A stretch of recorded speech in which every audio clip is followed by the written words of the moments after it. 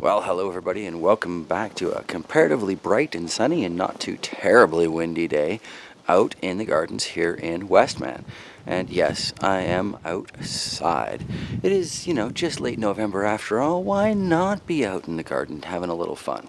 Actually, there is a very good reason that we're out here today, so let's kind of just dive into it, shall we? We're at that long shadows and glare part of the day, so hopefully these shots won't be too bad. Get the neighbor working away on a winter project there. I think he might be making himself a ice rink or something. But so here we are looking at, I don't know if you can see the remains of the sign there, but the Gooseberry Plant.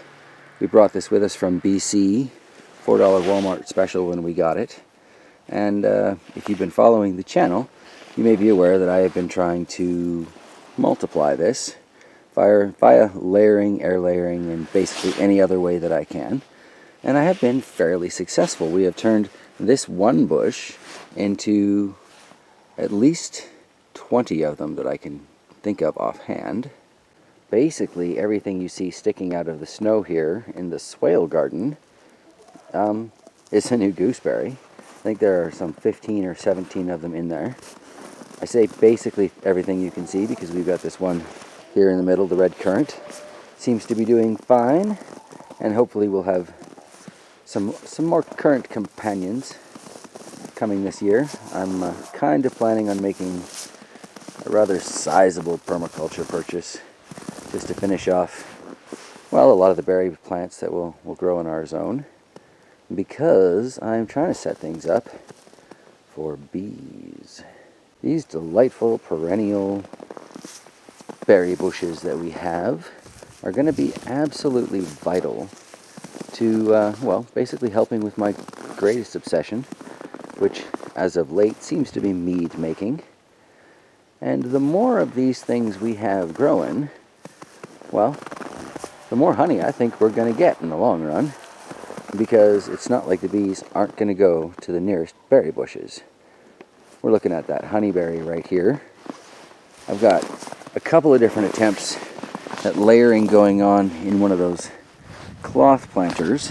Nice big old rock holding it down there. My label rock holding it in the back. So hopefully it'll be kind of growing up. Hopefully it's kind of growing roots. And, come spring or early summer, I might be able to cut that free and have another whole plant out of it, which would be great, because this thing has gotten to be quite a tangled mess. It's been in this location for, I'd say, 4.5 years, and it's another plant we brought from BC. But of everything we've got, this produces flowers and therefore fruit the earliest of all of the bushes. So I want to get way more of these growing in the yard.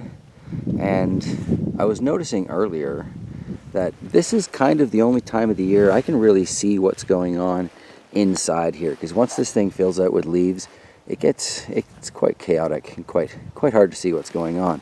So I'm thinking I might just try some winter air layering projects. Not really expecting them to root during the winter, but thinking that if I set them up now while I can see things and while everything's dormant, then maybe in the spring when it wakes back up, it'll form its roots into the prepared air layering setup.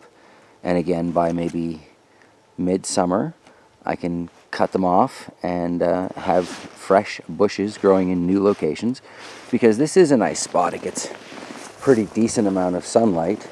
But I want to try these in assorted levels of shade. I've got some very shady spots I want to plant them in. I've got some nice sunny spots I want to plant them in. I've got some mixed shade sun spots. So, just kind of see what productivity I'll get. And again, to put those flowers just around the yard, so I've got my bees working it and making me that honey, so I can make that mead. Then the next one to flower is probably this Haskat Berry here. Now this is delightful because it produces a slightly larger berry that's very similar in shape otherwise and general flavor to the honeyberry. But yeah, significantly larger. But unfortunately, the bush, I don't know, maybe because it gets more shade in this location because of all those trees that we've got. Oops, almost wiped out there. Maybe because it gets more shade, it hasn't really grown as much. But it's not supposed to get as big as that honeyberry. This one only gets to about 4 foot by 4 foot, I believe. Whereas the honeyberry way back over there, that's supposed to get to be like 8 foot wide by 8 feet tall. So that's going to be hugely productive, but they're tiny berries. This one's going to be half the size, but the berries are like twice the size. So I guess the payout's roughly the same per bush. Just lower level bushes for this one. But again, I think over the course of this winter, I'm going to go through there and clean out some of the dead grasses anyway, because it just looks kind of a mess right now, doesn't it? Not a happy looking plant, but it's actually a thriving bush. Anyway, I'm going to go through there this winter and clean out some of these grasses and maybe try a few air layering preps in here as well. Hopefully if I can get one of these into a sunnier location, it'll grow faster. But again, just spreading them out in general over the yard will be more to feed those bees that I want to get in the future. And until then, it'll be feeding, the wild pollinators that we have around. So there are lots of pollinators that are native to the area, and they are very wonderful and very productive. And we do want to keep them fed, and I'm not discounting them by any means. I just want some colony bees so I can have honey and honeycomb and, well, all the good stuff that goes along with it, And then third to flower is usually these Saskatoons. These are delightful monsters in the front yard, and all of those twigs poking up are little Saskatoon suckers. So I'm going to try air layering on those, but these I will do in the spring. And I'm hoping to clear most of those out of there and plant them out and about the yard. I've got about 10 different locations I'd like to put Saskatoon bushes. So yeah, if I can get them from here and not have to pay for them, that would be fantastic. And it would be nice to clean this up a little bit. I find it really interesting though that they don't really seem to shoot out around the two plants, but in between the two plants is a forest of them. I guess whatever chemical they're producing with their root exudates just kind of really encourages suckers when there's more than one. Kind of cool. But between things like the Saskatoon, this delightful currant here, this is another one of those $4 wonders we brought with us from BC. It is definitely hunkered in and grown. This is where I got that one cutting we saw in the other garden, and where I've got those cuttings downstairs in the aquaponics, where, by the way, it looks like 2 of them have sprouted now. So that's excellent. We'll be able to add a few more of these to the yard come spring. Because if I'm going to be keeping bees, it should be, kind of up to me to make sure they've at least got some food.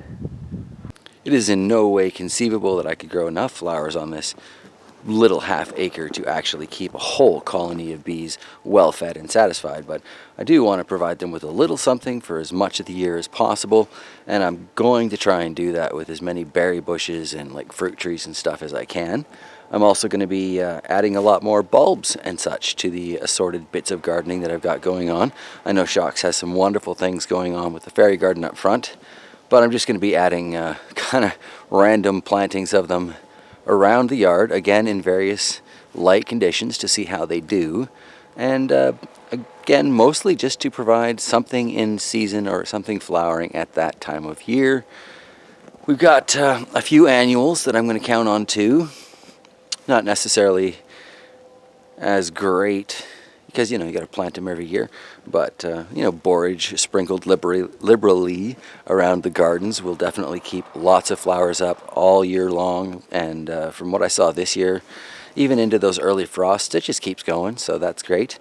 I'm going to be sprinkling a lot of flax around just to keep something, again, flowering all year round, because flax is super sturdy, and again, even once we got our first bits of snow, our little flax plantings around the yard seemed to be green and surviving, so that was really fascinating and kind of cool, and they kept their flowers on right to the snow, so yeah, it's something to keep those bees going as long as they're flying.